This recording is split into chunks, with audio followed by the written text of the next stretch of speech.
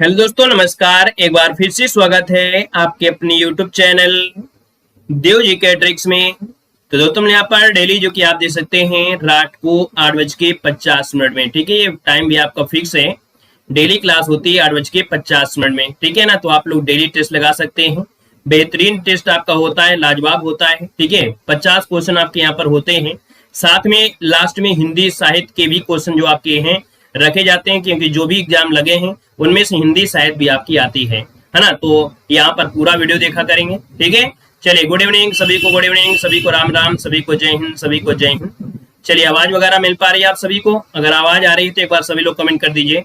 जय हिंद भैया, सभी को जय हिंद, सभी को गुड इवनिंग, सभी को गुड इवनिंग, राधे राधे सभी को, राधे राधे। चलिए स्टार्ट करते हैं। यहाँ पर देखिए पहला क्वेश्चन दिया गया है, कह रहा है ब्रज भाषा का विकास किस अपभ्रंश से हुआ है। 1 को ऑप्शन देना है, जवाब देना है। चलिए, खुश रहिए भैया, खुश रहिए, ईश्वर सफल बनाए, राधे राधे। चलिए बताइएगा, क्वेश्चन नंबर 1 आपका दिया गया है, कह रहा है ब्रज भाषा का विकास किस अपभ्रंश से हुआ है। 1 को ऑप्शन देना है। आपका जो आंसर है यहाँ पर राइट क्या हो जाएगा? आप कहेंगे सर ब्रज भाषा दिया, और ब्रज भाषा आता है किसमें? आपकी पश्चिमी हिंदी में आता है। किसमें आता है? आपकी पश्चिमी हिंदी। और पश्चिमी हिंदी जो आपकी आई है वो कहीं ना कहीं आपके सौरसेनी से है। अर्थात दोस्तों आपका पहला ऑप्शन जिसका आ रहा है मतलब बिल्कुल राइट आंसर है, यहाँ पर हो जाएगा ए नंबर आपका राइट बन जाएगा, ठीक है ना। यहाँ पर आगे बढ़ते हैं। क्वेश्चन आपसे अगला पूछा गया है, कह रहे खड़ी बोली हिंदी का विकास किस भाषा से हुआ है। ये जो आपकी खड़ी बोली है, इस हिंदी का विकास जो हुआ है वो किस भाषा से हुआ है। 2 को ऑप्शन देना है, और 2 का जो ऑप्शन बनेगा आपका आंसर में से क्या होगा। तो भाई आप कहेंगे खड़ी बोली हिंदी का विकास है, तो आप ब्रज तो कहेंगे नहीं, अवधि कहेंगे नहीं, यहाँ पर कहेंगे अपभ्रंश। अपभ्रंश जिसका ऑप्शन आया है यहाँ पर डी नंबर है, बिल्कुल सही जवाब यहाँ पर राइट हो जाएगा, डी नंबर, ठीक है। चलिए भैया, जय हिंद, गुड इवनिंग, राधे राधे। यहाँ पर आगे बढ़िए। क्वेश्चन आपसे दिया गया है कि किस क्षेत्र की बोली को काशिका कहा गया है। किस क्षेत्र की बोली को काशिका कहा गया है। 3 को ऑप्शन राइट में से क्या हो जाएगा। 3 को ऑप्शन देना है, और 3 की अगर बात करते हैं तो आप कहेंगे सर यहाँ पर जो आपकी काशी, और काशी मतलब आपका वाराणसी, तो वाराणसी वाला जो क्षेत्र आपका है ना, मतलब जो वाराणसी के आसपास का जो क्षेत्र आता है उसे काशिका कहा जाता है, याद रखिएगा। और काशिका जो आपकी लैंग्वेज है कहीं ना कहीं भोजपुरी के तहत आपकी, अर्थात तो कह सकते हैं कि काशिका बोली भोजपुरी का ही एक रूप है। इसमें से हिंदी, उर्दू, भोजपुरी के शब्द आपको देखने को मिलते हैं। तो ऑप्शन राइट हो जाए आपका सी नंबर, ठीक है। आगे बढ़िए। क्वेश्चन आपसे दिया गया है, यहाँ पर दिया गया है कि मैथिली बोली के लोकप्रिय कवि कौन है। मैथिली बोली के लोकप्रिय कवि हैं, यहाँ पर जवाब देना है। उम्मीद है कि ये जो आपका क्वेश्चन है हम प्रयास करेंगे कि इस क्लास के लगभग 50% लोग जवाब जरूर देंगे कि मैथिली बोली की जो लोकप्रिय है वाकई कौन है, क्योंकि ये क्वेश्चन हमेशा पूछा जाता है, बार बार पूछा जाता है। तो दोस्तों मैथिली बोली के आपके कौन होंगे, यहाँ पर देखिए आपका आंसर क्या बनेगा, सी नंबर। याद रखिएगा यहाँ पर जो आपका आ रहा है विद्यापति कोकिल, है ना। विद्यापति जो ऑप्शन है यहाँ पर ऑप्शन सी नंबर है, विद्यापति आपका आंसर है, यहाँ पर राइट हो जाएगा दोस्तों, याद रखिएगा, है ना। क्योंकि मैथिली बोली की लोकप्रिय कवि आपकी विद्या है। मैथिल कोकिली उपाधि से इनको विभूषित किया गया है। पदावली में राधा कृष्ण की प्रेम लीलाओं का भी वर्णन आपका हुआ है। तो इसका जो ऑप्शन है आपका सी नंबर है, बिल्कुल सही जवाब हो जाएगा। अगला क्वेश्चन दोस्तों यहाँ पर आपसे दिया गया है, कह रहा है भाषा की सार्थक लघुत्तम इकाई किसे माना जाता है। बताना है आपका आंसर क्या हो जाएगा। राधे राधे भैया, राधे राधे सभी को, राधे राधे। कह रहा है भाषा की सार्थक लघुत्तम इकाई किसे माना जाता है। तो आप कहेंगे सर सार्थक और लघुत्तम। सार्थक मतलब होता है जिसका अर्थ निकले, सार्थक मतलब होता है जिसका अर्थ निकले। तो भैया आप कहेंगे जो शब्द होता है, शब्द, ऑप्शन ए बनेगा। क्यों? क्योंकि सार्थक दे दिया है, और सार्थक दिया है तो इसका मतलब ये हो गया कि एक अर्थ होना चाहिए। आपके दिमाग में आया कि हम बी लगा दें, है ना। आप लोगों ने जल्दीबाजी में इसका आंसर लगाया है वर्ड, क्योंकि भैया भाषा की लघुत्तम इकाई जो माना जाता है वो आपका क्या होता है, वर्ण होता है। याद रखिएगा, अगर कुछ देर को हम ये शब्द हटा दें तब आप ऑप्शन बी को ही सही करते, लेकिन यहाँ पर सार्थक मतलब ये हुआ कि भैया अगर हम आपसे पूछे कमल, क्या पूछे, कमल, और अगर आपसे यहाँ पर पूछ लिया जाए यहाँ पर एक शब्द कोई भी ले लें, है ना, कोई शब्द आपका मतलब वर्ण ले लेते हैं, वर्ण की अगर हम बात दें यहाँ पर का हो गया, है ना, यहाँ पर का होगा, तो आप कहेंगे सर ये तो वर्ण है, और वर्ण है तो भैया यहाँ पर ये हो गया, और इसके साथ कहीं ना कहीं आपका स्वर जुड़ा हुआ है, तो हम इसलिए यहाँ पर कह सकते हैं कि हाँ इसमें क्या है कि स्वर जुड़ा है, तो इसका मतलब ये वर्ण हो गया। लेकिन सार्थक मतलब हो गया, सार्थक की कमल का एक अर्थ निकल रहा है कमल, तो इस कारण से इसको ऑप्शन क्या लगाएंगे, शब्द लगाएंगे। उम्मीद है अब आप लोग समझ गए होंगे कि भैया सार्थक लगाने से शब्द होता है और सार्थक न लगा हो तो वर्ण कहते हैं। ठीक है ना, आगे बढ़ा जाए भाई। चलिए आगे बढ़िए, क्वेश्चन आपसे अगला पूछा गया है, आपसे कह रहा है कि लिपि चिन्हों के क्रमबद्ध समूह को क्या कहते हैं। अब यहाँ पर जवाब देना है कि लिपि चिन्हों के क्रमबद्ध समूह को क्या कहते हैं। तो यहाँ पर देखिए 6 नंबर ऑप्शन देना है, और 6 नंबर की अगर बात कर लेते हैं तो ऑप्शन क्या हो जाएगा। यहाँ पर दोस्तों अगर क्रमबद्ध दिया गया है तो आप कहेंगे सर यहाँ पर है क्या, वर्णमाला है। क्या है, वर्णमाला, मतलब ऑप्शन यहाँ पर डी नंबर इसका राइट हो जाएगा, वर्णमाला। लेकिन अगर हम आपसे ये भी बोल दें कि भैया अगर क्रमबद्ध को यहाँ पर हटा देते, क्या अगर यहाँ पर क्रमबद्ध को हटा देते तो फिर क्या होता, अगर इसको हटा दिए होते तब क्या आंसर देते। तब ऐसी जगह में हम लोग बोलते कि भैया वर्ण समूह, है ना, वर्ण समूह। क्योंकि क्रमबद्ध मतलब ये हुआ कि का के बाद खा ही आएगा और खा के बाद यहाँ पर गा ही आएगा, ये आपका है क्या, क्रमबद्ध है। लेकिन वर्ण समूह, तो वर्ण समूह भैया का के बाद चा भी आ सकता है, यहाँ पर ता भी आ सकता है, ज्ञा भी आ सकता है, तो ये तो वर्णों की क्या हो गई, समूह हो गया, लेकिन क्रमबद्ध नहीं है। और जब क्रमबद्ध होता है तो हम लोग वर्णमाला कहेंगे, और जब क्रमबद्ध न लगा दिया गया हो और ऑप्शन में वर्णमाला भी न दिया गया हो तब आपको वर्ण समूह लगा देना है। उम्मीद है ये भी पॉइंट आपको समझ में आ गया होगा। ठीक है ना भैया, वीडियो में लाइक की संख्या भाई बढ़ाइए, जितने लोग यहाँ पर जुड़े हैं, है ना, जितने लोग यहाँ पर भूल गए हैं, क्लास में लाइव आ गए हैं और भूल भी गए हैं, भैया लाइक शेयर करना, है ना। तो एक बार जितने लोग हैं, जिनको याद नहीं रहा है वो लोग भैया वीडियो एक बार लाइक कर दें, है ना। जिनको याद है फिर भी लाइक नहीं किए हैं तो उनकी बात दूसरी है। जितने लोग यहाँ पर जुड़े हैं भैया लाइक जल्दी से कर दीजिएगा, जितने लोग यहाँ पर हैं। ठीक है, ऑनलाइन है ऑफलाइन सभी लोग लाइक जरूर कर दीजिएगा। ठीक है, यहाँ पर आगे बढ़िए, क्वेश्चन आपसे अगला पूछा गया है, कह रहा है कि हमारे देश में जयचंदों की कमी नहीं है, इसमें जयचंदो संज्ञा के किस वेद के अंतर्गत आता है। 7 को ऑप्शन देना है, आपका आंसर इनमें से क्या हो जाएगा। अब दोस्तों यहाँ पर जयचंद अगर शब्द होता, क्या जयचंद शब्द अगर होता तो हम लोग ये कहते कि सर एक है, लेकिन जयचंदों का इसका मतलब हो गया कि तुलना कर दी गई है जयचंदों से, और एक नहीं है, यहाँ पर तुलना जयचंद से कई जयचंदों की गई है। तो यहाँ पर जयचंदों में हम लोग बोल देंगे ये जातिवाचक हो जाएगा। अगर जयचंद शब्द आपका हो जाता तो हम लोग कहते कि ये सर आपका व्यक्तिवाचक में हो जाएगा, लेकिन यहाँ पर हमारे देश में जयचंदों की कमी नहीं, इसका मतलब है कि जयचंद के जैसे बहुत लोग हैं, जयचंद के जैसे इनके जो कारनामे जयचंद के थे ऐसे बहुत लोग हैं, तो इसका मतलब ये क्या हो जाएंगे, ये इनके गुणों के अकॉर्डिंग आपके जातिवाचक में हो जाएंगे। ये भी क्वेश्चन आपका देखिए लॉजिक था और अच्छा क्वेश्चन था, समझ में आ गया होगा। उम्मीद है पॉइंट समझ में आ गया ना, कि अगर आपका जयचंद होता सिर्फ तो व्यक्तिवाचक, जयचंदो इसका मतलब कई लोगों की बात की गई है, तब हम लोग जात कर देंगे। ठीक है ना, यहाँ पर आगे बढ़िए, क्वेश्चन आपसे दिया गया है, यहाँ पर दिया गया है कि कवि शब्द में कौन सी संज्ञा है, कवि शब्द में कौन सी संज्ञा है। अब आप कहेंगे सर कवि में एक तो कवि है नहीं है कि हमने यहाँ पर एक कवि की बात करें, इसका मतलब ये है कि कवि की क्या हो जाएगा, एक जातिवाचक संज्ञा में आ जाएगा। तो आप समझेगा बी नंबर है, मतलब जिन संज्ञाओं से एक ही प्रकार की वस्तुओं अर्थात व्यक्तियों का बोध होता है उसे हम लोग जातिवाचक संज्ञा कहते हैं। ऑप्शन क्या हो जाएगा आपका बी नंबर है, राइट हो जाएगा साथियों। यहाँ पर आगे बढ़ते हैं, क्वेश्चन आपसे अगला कह रहा है निम्नलिखित में से कौन शब्द आपका पुल्लिंग है, कौन सा शब्द आपका पुल्लिंग है।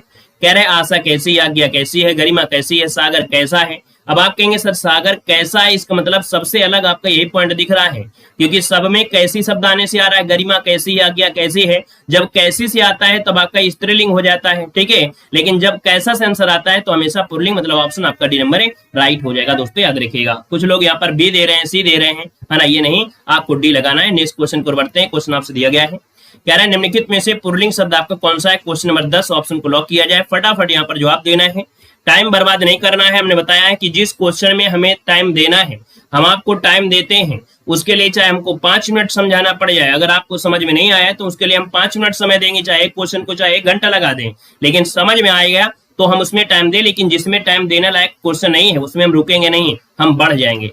दोस्तों पुल्लिंग दिया है सरसों, मकई, सारस और मूंग। अब आप बताइए यहाँ पर क्या हो जाएगा। यहाँ पर देखा जाए तो आंसर आपका क्या बनेगा, जल्दी से बताइएगा। यहाँ पर कौन है, तो कह रहे सरसों है, मकई है, सारस। दोस्तों यहाँ पर देखिए जो ऑप्शन आ गया है सी नंबर सारस है, ये आपका आंसर है, राइट हो जाएगा। नेक्स्ट क्वेश्चन को आते हैं। क्वेश्चन आपसे दिया गया है, कह रहा है पुस्तक रखी है, वाक्य में वचन बताना है।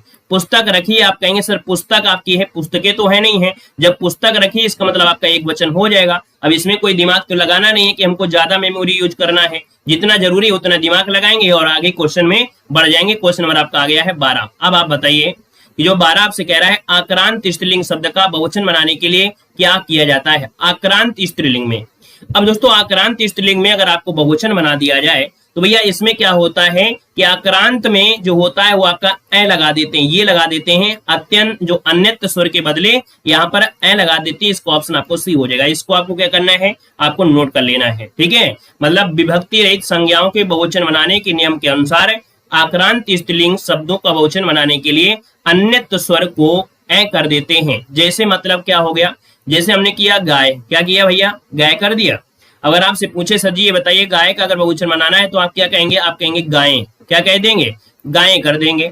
अगर हम आपसे कह दें सर जी रात लिखा है तो रात का बहुवचन आप कहेंगे रातें, क्या कह देंगे, रातें ज्यादा हो जाए रातें। तो यहाँ पर इस प्रकार से होता है, ये आपका आक्रांत हो जाएगा। गाय कैसी है और रात्रि कैसी है, तो स्त्रीलिंग शब्द भी आपका हो गया। दोनों चीज होगा ना, स्त्रीलिंग शब्द भी बन गया कि गाय कैसी है, रात कैसी है, और इसका बहुवचन भी हो गया। उम्मीद है आपको ये सब चीजें समझ में आ रही हैं, और समझ में तभी आएगा जब आप दिमाग का पूरा कंसंट्रेट रखेंगे। कह रहा है आपसे यहाँ पर क्या कह रहा है पुरुषवाचक सर्वनाम के कितने भेद होते हैं।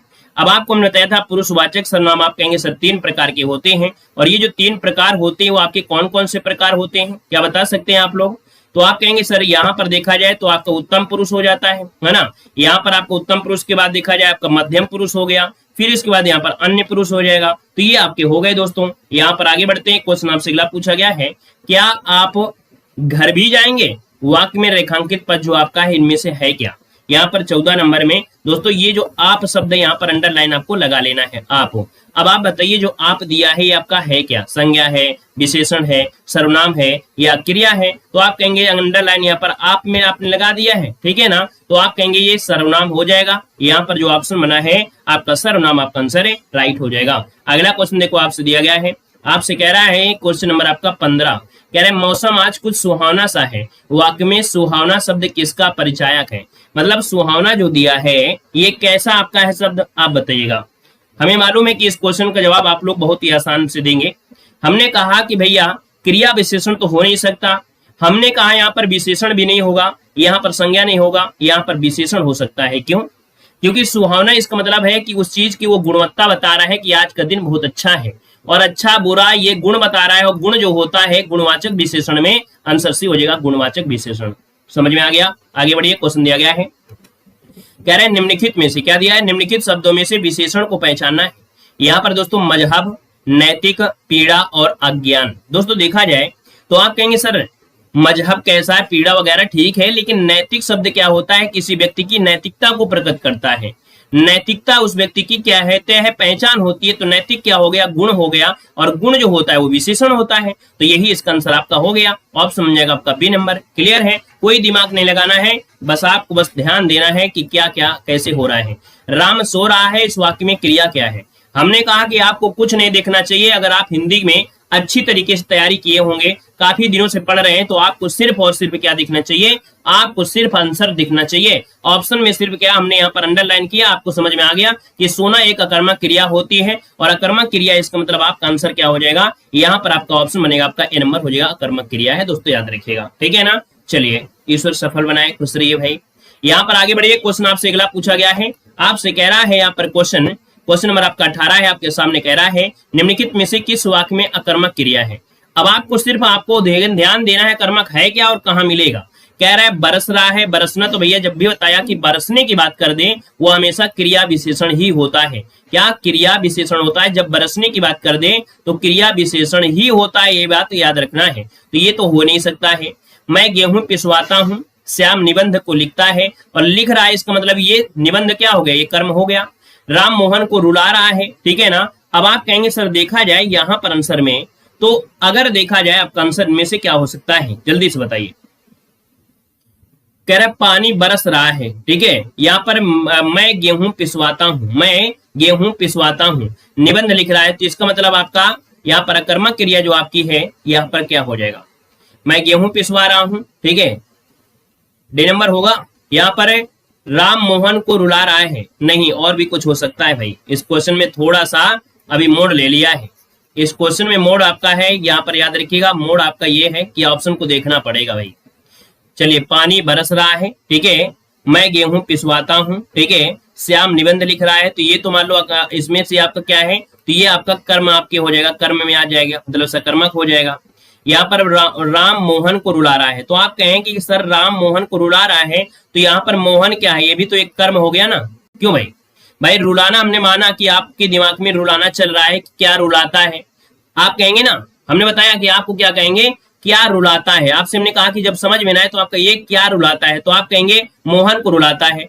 अब यहाँ पर हम डायरेक्ट राम पे तो नहीं आ गए हैं, हम क्या रुलाता है, इसको मतलब मोहन को रुला है, तो मोहन यहाँ पर क्या हो गया, कर्म हो गया, तो ये तो आपका नहीं होगा भाई, ठीक है, ये अकर्मक नहीं है, याद रखिए, ये अकर्मक नहीं है, याद रखिएगा, ठीक है ना, यही सही है आपके लिए। लेकिन इतना तो समझिए, हमने क्या, अब हमारी बात को समझिए, क्या समझना है, हमने कहा यहाँ पर मोहन क्या कह रहा है, मोहन रोटी खाता है, क्या, मोहन रोटी खाता है, ठीक है, खाता है। हमने कहा क्या खाता है, आपने कहा रोटी खाता है, ठीक है, ये कर्म मिल गया। हमने कहा क्या रुलाता है, तो कह रहे मोहन को रुलाता है, यहाँ पर कर्म हो गया ना, हो गया ना। अगर हम आपसे पूछे पक्षी उड़ रहे हैं, क्या पक्षी उड़ रहे हैं, तो आप कहेंगे सर पक्षी उड़ रहे हैं, हमने कहा क्या उड़ रहे हैं, तो आप कहेंगे पक्षी उड़ रहे हैं। भाई आपके दिमाग में ये आएगा ना कि क्या उड़ रहे हैं, तो आप कहेंगे पक्षी उड़ रहे हैं, लेकिन पक्षी क्या हो गया, ये तो कर्ता हो गया ना, कर्ता हो गया ना, कर्म यहाँ पर है क्या, नहीं है कर्म, तो इसका मतलब इसमें क्या है, अकर्मक क्रिया है, क्या है, अकर्मक क्रिया है ना, क्योंकि ये डायरेक्ट यहाँ पर कर्ता में आ गया, आना चाहिए कर्म में,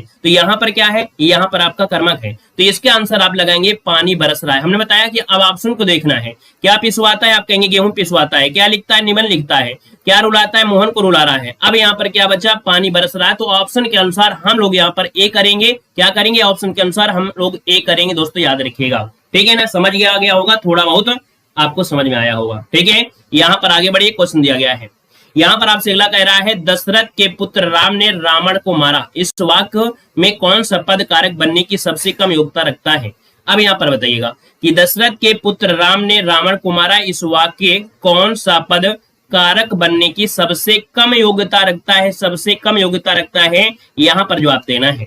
तो भैया हमने कहा कि दशरथ के पुत्र राम ने रावण को मारा, है ना, तो आप कहेंगे सर राम, रावण, दशरथ और पुत्र, तो यहाँ पर आंसर आपका बनेगा सी नंबर, यहाँ पर दशरथ होगा, क्या होगा, दशरथ होगा, क्योंकि यहाँ पर दिया है, क्या दिया है, इस वाक्य में पद कारक बनने की सबसे कम योग्यता। इसका मतलब ये नहीं है कि दशरथ में आपका कोई कारक नहीं है, कोई कारक नहीं है, ऐसा तो नहीं है, लेकिन यहाँ पर दिया है सबसे कम, क्योंकि राम ने और ने शब्द आपका होता है, यहाँ पर रावण को ये भी आपका होता है, राम ने मतलब ये कर्ता हो गया, ये कर्म हो गया, तो कहीं ना कहीं यही वाला जो आपका बीच में दिख रहा है के, और के शब्द तो आपका होगा नहीं, तो ऑप्शन क्या होगा, सी नंबर हो जाएगा, ठीक है। मतलब आज के जो क्वेश्चन आपके हैं थोड़ा सा समझने वाले हैं, है ना, और बिल्कुल उड़ाने वाले नहीं है, समझने वाले हैं।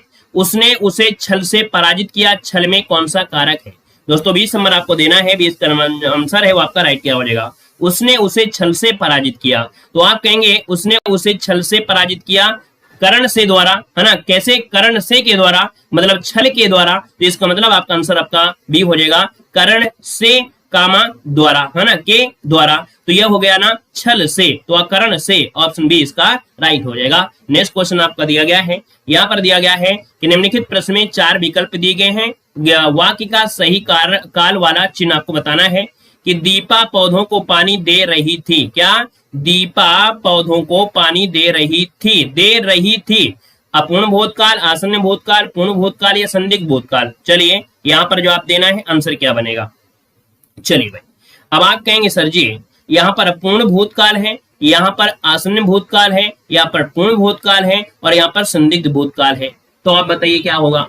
आप कहेंगे सर ऑप्शन ए नंबर लगा दीजिए, अपूर्ण भूतकाल, क्यों भाई, यहाँ पर ए नंबर आपका अपूर्ण भूतकाल आपका हो जाएगा, ठीक है ना। चलिए यहाँ पर आगे बढ़ते हैं, क्वेश्चन आपसे अगला पूछा गया है, कह रहा है सर सीता सो रही थी, वाक्य का काल पहचानना है, सीता सो रही थी, है ना, सीता सो रही थी, वाक्य में काल पहचानना है, सामान्य भूतकाल, पूर्ण भूतकाल, अपूर्ण भूतकाल या संदिग्ध भूतकाल।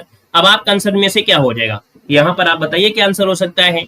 चलिए सीता सो रही थी, तो यहाँ पर देखो सो रही थी, है ना, अब आपको तो नहीं मालूम है, अब आपको तो नहीं मालूम है कि भैया अभी सीता जगी है कि नहीं जगी है। कुल मिला के यहाँ पर जो आपका अपूर्ण सी नंबर आपका इसका राइट हो जाएगा, अपूर्ण भूतकाल। ठीक है भाई, क्लियर हो गया है। चलिए यहाँ पर आगे बढ़िए क्वेश्चन। अच्छा, अगर हम आपसे पूछे इसमें कौन सी क्रिया है, चलिए बताइए। एक क्वेश्चन आप लोगों के लिए यहाँ पर बन रहा है कि यहाँ पर अगर काल ना होता, यहाँ पर पूछ लेता कि यहाँ पर क्रिया कौन सी है, क्या यहाँ पर क्रिया कौन सी है, तो आप क्या कहते? सकर्मक क्रिया कहते, सकर्मक क्रिया कहते, या इसे अकर्मक क्रिया कहते?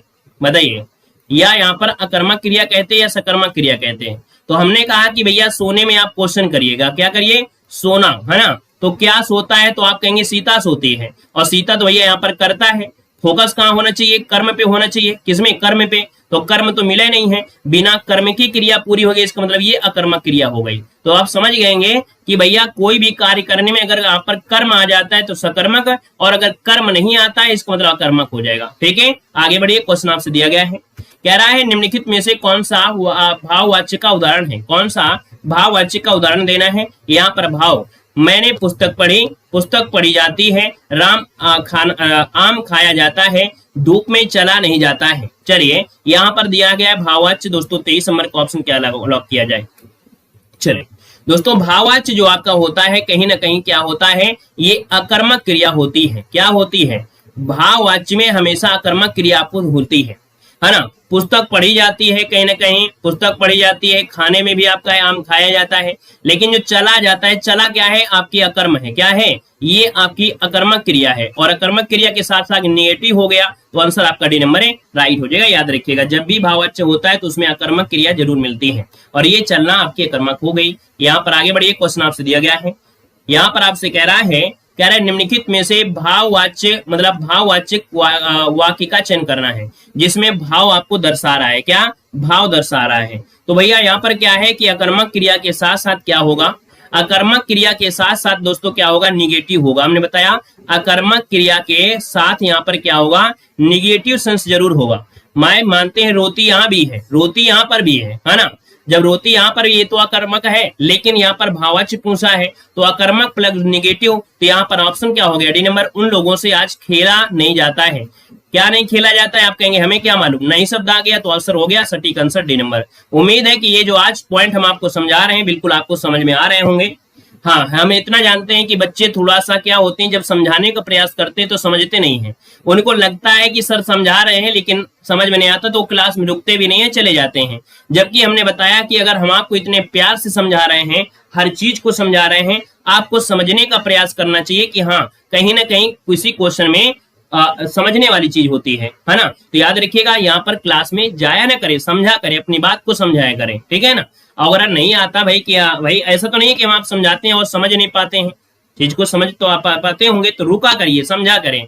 ऐसा नहीं कि अगर हम क्लास में कोई क्वेश्चन में टाइम ले रहे हैं तो इसमें से दिक्कत हो गई। मैं वहां होकर आया हूं वाक्य में अव्यय शब्द क्या है? मैं वहां होकर आया हूं वाक्य में अव्यय पूछा गया है। अव्यय मतलब ये हुआ। चलिए, हर हर महादेव भैया, हर हर महादेव। यहाँ पर अव्यय आपसे कह रहा है अव्यय। अब आप बताइए, मैं वहां होकर आया हूं, आपसे अगर हम ये कह दें, थोड़ी देर के लिए आपसे ये कह दें कि मैं होकर आया हूं, क्या मैं होकर आया हूं, तो आप कहेंगे सर जी बिल्कुल सही है। क्या? सर जी बिल्कुल सही है। अब यहाँ पर जो वहां शब्द आया है, मैं वहां कर आया हूं, तो ये बिल्कुल और ज्यादा शब्द है। ये वाला जो आपका था गुड था, क्या था? गुड था, गुड। और ये वाला शब्द आपका हो गया वेरी गुड हो गया। क्या हो गया? वेरी गुड हो गया। तो वेरी गुड कब हुआ? ये वहां लगाने से हुआ है ना। इसका मतलब इसको अगर हटा देते हैं तो कुछ ना कुछ तो मतलब निकलेगा, गुड शब्द तो मिल ही जाएगा, है ना। टॉपर नहीं बनेंगे लेकिन कम से कम खुद तो बन जाएंगे। तो इसका मतलब वहां शब्द जो आया है ये अव्यय हो गया है। तो अव्यय जो होता है वाक्य को सुंदर बना देता है, लेकिन उसको जाने से कोई ज्यादा परिवर्तन होता नहीं है। ठीक है, आगे बढ़िए। क्वेश्चन आपसे दिया गया है, कह रहा है निम्न में से अव्यय कौन सा है? उत्तर दिया है, ठीक दिया है, जापान दिया है, कृष्णा दिया गया है। अब आप बताइएगा, यहाँ पर जो आपका ठीक दिया है यही शब्द को सुंदरता बढ़ाएगा और यही कम करेगा। आंसर आपका बी नंबर है, राइट हो जाएगा। नेक्स्ट क्वेश्चन को आते हैं। क्वेश्चन आपसे दिया गया है, कह रहा है निम्नलिखित में से कौन सा शब्द आपका तत्सम है?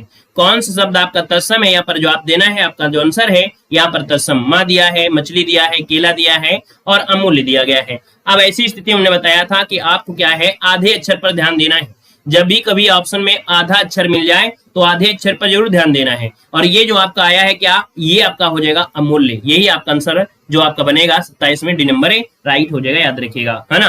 क्योंकि माँ का जो हो जाएगा वो मात्र हो जाएगा, क्या हो जाएगा, मात्र हो जाएगा। मछली का दोस्तों क्या होता है, मत्स्य होता है, क्या होता है, मत्स्य हो जाता है। केला का क्या होता है, तो आएंगे कदली होता है, केला का क्या होता है, तत्सम कदली हो जाता है। इस कारण से ऑप्शन डी आपका राइट हो जाएगा। यहाँ पर आगे बढ़ते हैं, क्वेश्चन आपसे दिया गया है, कह रहा है निम्नलिखित में से कौन शब्द आपका तत्सम है, कौन शब्द आपका तत्सम है। यहाँ पर दिया गया है कौन शब्द तत्सम हो गया है, यहाँ पर बताइए। तत्सम शब्द आपसे कह रहा है अग्र है, आग दिया है, आज दिया, तो आप कहेंगे सर ये जो अग्र दिया है ना, यही आंसर आपका हो जाएगा ये नंबर, ठीक है। यहाँ पर आगे बढ़िए, क्वेश्चन आपसे अगला पूछा गया है, अमृत का पर्यायवाची पूछा गया। अमृत का पर्यायवाची क्या होगा, अमृत का पर्यायवाची पूछा गया है और आपसे पर्यायवाची पूछा गया है। सिंपल सी बात है कि आप कहेंगे सर ये नंबर यहाँ पर पीयूष जो आपका आ रहा है बिल्कुल राइट आंसर हो जाएगा, ठीक है। अगला क्वेश्चन यहाँ पर आपसे कह रहा है क्या, यहाँ पर क्या कह रहा है, चलिए यहाँ पर देखिए अगला पॉइंट आपसे कह रहा है अनुपम शब्द का पर्यायवाची शब्द इनमें से कौन सा नहीं है।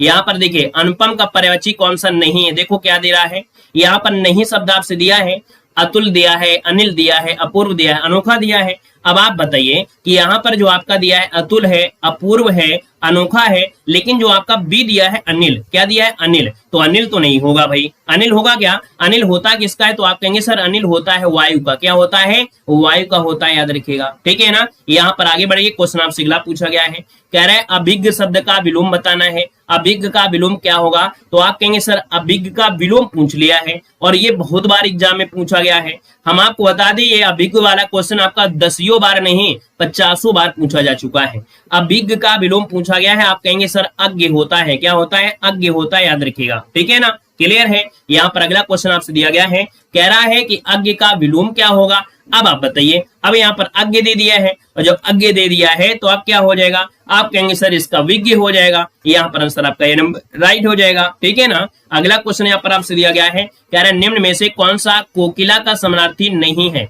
कोकिला का समानार्थी नहीं है, यहाँ पर बताइएगा। तो भैया नहीं शब्द दिया है, कोकिला का नहीं है, तो देखिए कोकिला में क्या होता है भैया, पिक होता है, कोयल होता है, श्यामा होता है, मधुकरी नहीं होता है, क्या मधुकरी जो ऑप्शन दिया गया है बे नंबर है। मधुकरी के देखो 2 अक्षरी होते हैं, क्या मधुकरी के 2 अक्षर होते हैं, अर्थ होते हैं, एक होता है भिक्षा, मधुकरी का अर्थ होता है भिक्षा भी होता है, ठीक है, और दूसरा आपका होता है भ्रमरी, क्या होता है, भ्रमरी होता है। तो याद रखिए इसको ऑप्शन बी बनेगा। नेक्स्ट क्वेश्चन आपसे दिया गया है, आपसे कह रहा है कि दिए गए विकल्पों में से केहरी शब्द का समानार्थी आपका कौन सा है, क्या केहरी शब्द का समानार्थी। अब आप कहेंगे सर केहरी दिया है, केहरी मतलब होता है यहाँ पर याद रखिए जो केसरी दिया गया है, केसरी कौन, ऑप्शन डी इसका राइट हो जाएगा, है ना। और ये दोनों क्या होते हैं, सिंह के पर्यायवाची होते हैं, क्या होते हैं, सिंह के पर्यायवाची होते हैं। आगे बढ़िए, क्वेश्चन आपसे दिया गया है, कह रहे अनुभाव किसे कहते हैं, अनुभाव किसे कहते हैं 35 नंबर में। अनुभाव मतलब होता है दोस्तों याद रखिएगा कि आश्रय की बाह्य शारीरिक चेष्टाओं को कहते हैं,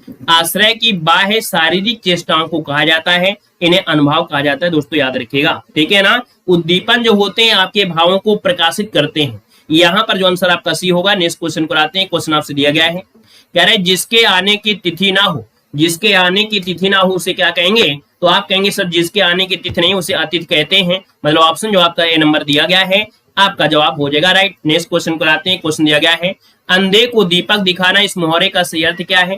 अंधे को दीपक दिखाना इस मुहावरे का अर्थ इनमें से क्या है, तो आपका आंसर क्या होगा भैया, अंधे को अगर आप दीपक देंगे इसका मतलब है कि ना समझ, है ना, ना समझ को उपदेश देना। यहाँ पर आंसर बी हो जाएगा, ना समझ को उपदेश देना, मतलब ऑप्शन बी हो जाएगा।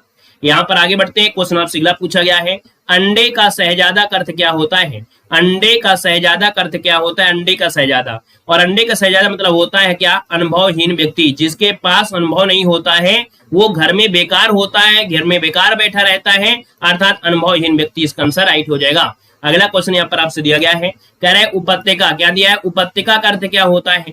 देखो भैया 2 शब्द होते हैं, एक होता है आदित्यका और एक होता है उपत्यका। तो उपत्यका का जो अर्थ होता है वो होता है कि पर्वत के जो पास की भूमि होती है, क्या पर्वत के पास की भूमि होती है वो उपत्यका होती है। लेकिन अधिक्यता दिया होता है, क्या अधिक्यता दिया गया, अधिक्यता, तो ये हो जाता कि पर्वत के ऊपरी वाला जो भाग होता है उसे बोल अधिक्यता कहते हैं। उपत्यका होता है पर्वत के पास की भूमि, इसका मतलब ये जो आपके आसपास की एरिया है वो होता है। समझ गए होंगे। आगे बढ़िए, क्वेश्चन आपसे दिया गया है, आपसे कह रहा है सर ओटना और क्या दिया है, कह रहा है ओटना और आपका ओटना का अर्थ क्या होता है। चलिए यहाँ पर बताइएगा, कह रहे ओटना और ओटना, इसका अर्थ क्या हो जाएगा भाई? आप कहेंगे सर ओटना और ओटना, तो ओटना क्या होगा? कितने लोग जानते हैं ओटना? कितना जानते हैं ओटना? नहीं जानते तो आज जान लीजिए। देखो यहाँ पर ओटना मतलब होता है दोस्तों, याद रखिएगा कि बिलौने अलग करना, ठीक है, बिलौने अलग करना। और यहाँ पर ओटना मतलब होता है खौलाना। अब आप लोग हो सकता है बिलौना भी ना जानते हो, न जानते होंगे, हम आपको बताते हैं। जैसे क्या होता है, गेहूं होते हैं, गेहूं, ठीक है, याद रखिएगा गेहूं चावल होते हैं। और गेहूं और चावल में क्या होता है कि जो कीड़े होते हैं, घुन जिसे बोलते हैं, गेहूं में जैसे आपका घुन हो जाता है, ठीक है, जैसे आपका चावल में आपके कीड़े होते हैं तो उनको बोलते हैं बिलौने अलग कर रहे हैं, ठीक है ना, है ना। लेकिन खौलाने जो होता है, जैसे आप दूध खौला रहे हैं, दूध तो बोलते हैं ना उसको खोआ बनाया जाता है, खोआ, और जब खोआ बनाते हैं उसको ओटना कहते हैं, ठीक है। हमारे लैंग्वेज में तो यही होता है, ठीक है, हमारे लैंग्वेज यही है, लेकिन आपका लैंग्वेज जो भी जाने हम नहीं जानते हैं, ठीक है ना। यहाँ पर आगे बढ़िए, आपको देना है यहाँ पर आंसर, निस्सहाय में प्रयुक्त उपसर्ग कौन सा है, आपको जवाब देना है। आप कह रहा है निस्सहाय में प्रयुक्त उपसर्ग क्या है। यहाँ पर देखिए निस्सहाय, तो आप कहेंगे सर निस्सहाय की अगर बात किया जाए तो यहाँ पर जो आपका आंसर आ रहा है ए नंबर, ये राइट हो जाएगा, ठीक है ना। यहाँ पर आंसर है राइट हो जाएगा, ए नंबर आपका राइट हो जाएगा। अगला क्वेश्चन यहाँ पर आपसे दिया गया है कि अत्याचार में उपसर्ग कौन है, तो आप कहेंगे सर अतिधन आचार होता है, और अतिधन आचार होता है मतलब आपका ए नंबर इसका राइट हो जाएगा, ठीक है। यहाँ पर आगे बढ़िए, क्वेश्चन दिया गया है, यहाँ पर आगे बढ़िए, क्वेश्चन आपसे अगला कह रहा है, कह रहा है कृत प्रत्यय लगा होता है।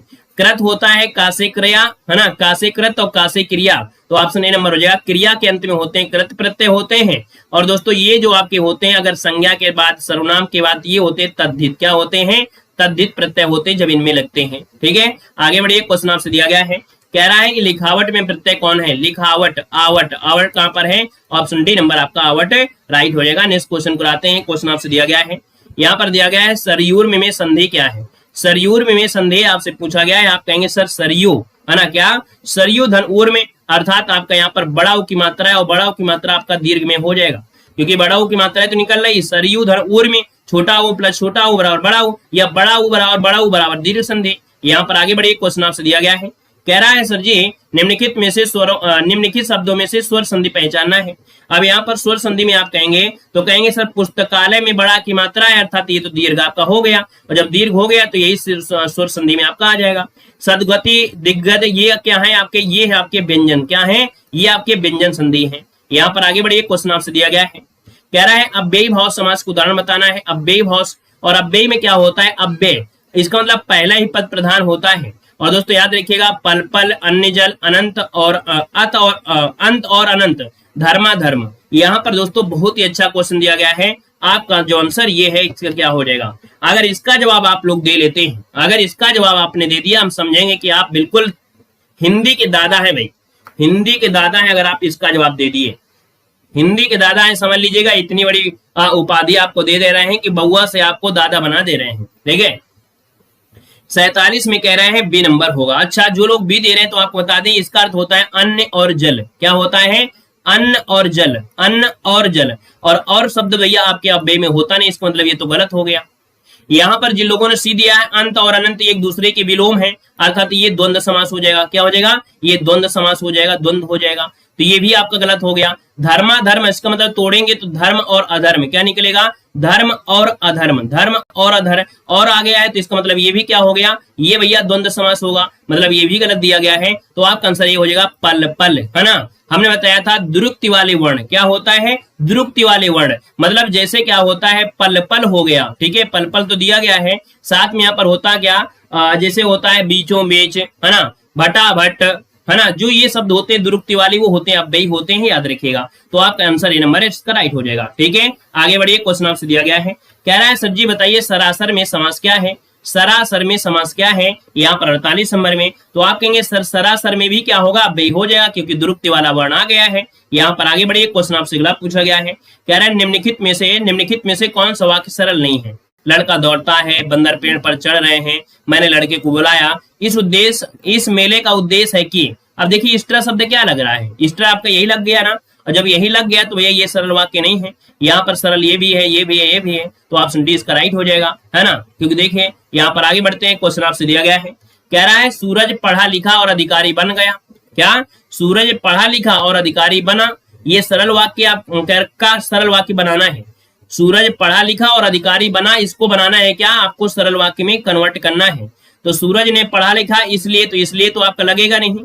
सूरज ने पढ़ाई की तब वो अधिकारी, ये भी आपका नहीं होगा। सूरज पढ़ लिख कर अधिकारी बना, है ना, सूरज पढ़ा लिखा अधिकारी बना। अब दोनों में क्या बेस्ट हो सकता है ना, अब दोनों में जो आपका बेस्ट हो सकता है कौन हो सकता है, सूरज पढ़ लिख कर अधिकारी बना, है ना, पढ़ लिख कर अधिकारी, इसका ऑप्शन सी वाला आपका बिल्कुल राइट हो जाएगा। ठीक है दोस्तों, यहाँ पर आगे बढ़ते हैं। क्वेश्चन आपसे दिया गया है और आपसे कह रहा है, हाँ अब आपका कोई क्वेश्चन ही नहीं है। यहाँ पर आपके 50 क्वेश्चन जो आपके थे हमने यहाँ पर ले लिया है। सभी को जय हिंद, वंदे मातरम।